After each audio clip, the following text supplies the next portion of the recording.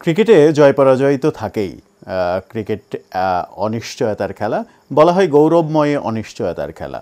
কিন্তু ক্রিকেট কি এতটাই অনিশ্চয়তার খেলা যে র্যাঙ্কিংয়ে টি-20 র্যাঙ্কিংয়ে 9 নাম্বার দল র্যাঙ্কিংয়ের 19 নাম্বার দলের সাথে হারবে? হ্যাঁ, সেটাও কখনো কখনো হয়। ফুটবলেও এরকম ঘটনা ঘটে, র্যাঙ্কিংয়ের 1 নাম্বার দল র্যাঙ্কিংয়ের 30-40 নাম্বার দলের সঙ্গে হেরে বসে। সেগুলো হয়, কিন্তু সেগুলো ব্যতিক্রমে হয়, হঠাৎ করে একবার হয় এবং পরবর্তীতে আবার ঘুরে দাঁড়িয়ে সেটা প্রমাণ করে তারা যে ওই ঘটনাটা একটা দুর্ঘটনা ছিল। কিন্তু যুক্তরাষ্ট্রের সঙ্গে আমেরিকার সঙ্গে আমরা যে পরপর 2 ম্যাচ হেরে সিরিজ হেরে গেলাম, সেই ব্যাপারটাকে কি ব্যতিক্রম ব্যাপার বলা যাবে কিংবা দুর্ঘটনা বলা যাবে?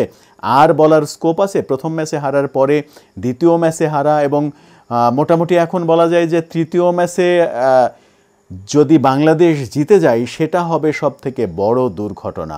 অথচ এই খেলোয়াড়রা, আমি যদি একটু উল্লেখ করি, এই খেলোয়াড়রা যেটা করতে ব্যস্ত সেই কাজগুলো আদৌ ক্রিকেটকে নিয়ে সামনে এগোনোর মতো কাজ কি না সেটা একটা বড় বিষয়। যেমন মাহমুদুল্লাহ রিয়াদকে নিয়ে সময় টেলিভিশন একটা নিউজ করেছে, সেটা হচ্ছে যে খেলার সময় তিনি মাঠে, যেহেতু শুক্রবার ছিল, তিনি মাঠে নামাজ আদায় করেছেন।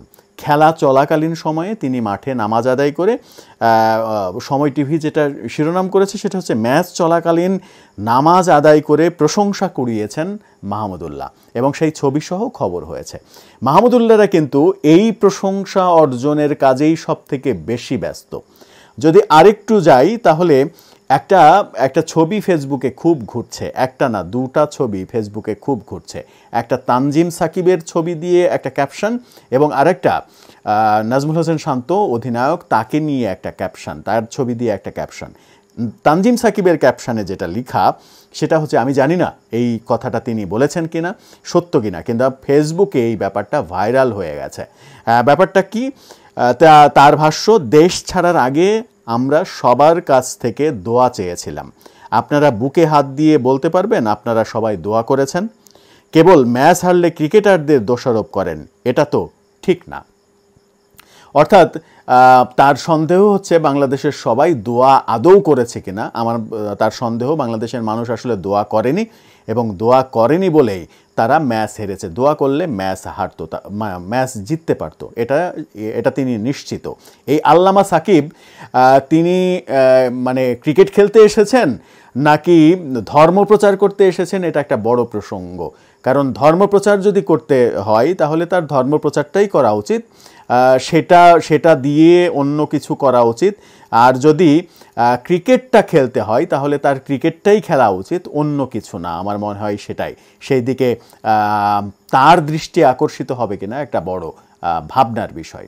অন্য আরেকটি ছবিতে, যেটাতে নাজমুল হোসেন শান্তর ছবি দিয়ে একটা মন্তব্য লেখা, আবারও বলছি, এই দুজন কথাটা বলেছেন কিনা কিংবা আমরা নিশ্চিত নই, কিন্তু ব্যাপারটা ফেসবুকে ভাইরাল হয়েছে।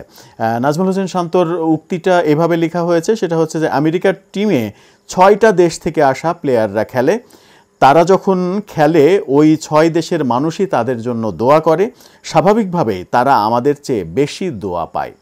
অর্থাৎ আমেরিকায় 6টা দেশের লোকজন খেলছে, 6টা দেশের মানুষ, এমনকি ভারতের লোকজনও খেলছে। ভারতের 120 কোটি মানুষ যারা সনাতন ধর্মের মানুষ, তারা দোয়া করছে তাদের ওই আমেরিকার খেলোয়াড়দের জন্য, দোয়া করছে। পাকিস্তানের মানুষ, কোটি কোটি মানুষ দোয়া করছে। পাকিস্তান, ভারত সহ অন্যান্য দেশ এবং নিউজিল্যান্ডের মানুষও, তারা মুসলিম না হন, তারা দোয়া করছে। এবং এইরকম 6টা দেশের মানুষরা তাদের জন্য দোয়া করছে, দোয়ার ফসল হিসেবে তারা ভালো খেলছে। আমি জানি না, আবারও বলছি, আমি জানি না এই তানজিম সাকিব এবং নাজমুল হোসেন শান্তর এই ছবি দুটো সত্য নাকি মিম তৈরি করা।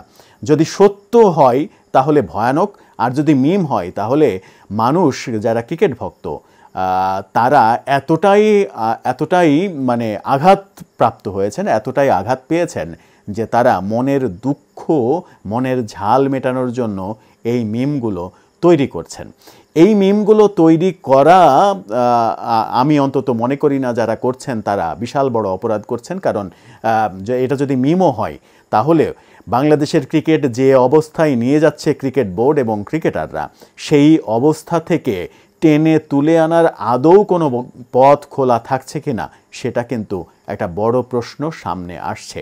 আর সেই প্রশ্নটাকে মোকাবেলা করতে হলে, বাংলাদেশের ক্রিকেটকে ঢেলে সাজাতে হলে আমার মনে হয় এই মুহূর্তে একজনের দ্বারা স্থয়ী হতে হবে।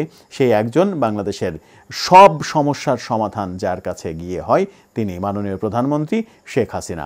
আমার মনে হয় যে তার সরাসরি হস্তক্ষেপ ছাড়া ক্রিকেট বোর্ডে যা কিছু হচ্ছে, এই মায়ের দোয়া ক্রিকেট বোর্ডটাকে, ক্রিকেট খেলোয়াড়দেরকে ঠিকভাবে পরিচালনা করা এবং তাদেরকে ক্রিকেটে মনোযোগী করা সেটা সম্ভব নয়। নাজমুল হোসেন শান্তর একটা মন্তব্য দ্বিতীয় খেলা শেষে, সেটা হচ্ছে তারা তাদের যোগ্যতার কোনো অভাব নেই, কিন্তু তাদের মানসিকতা মানে মনোবলের অভাব হচ্ছে, মানসিকতার পরিবর্তন করতে হবে।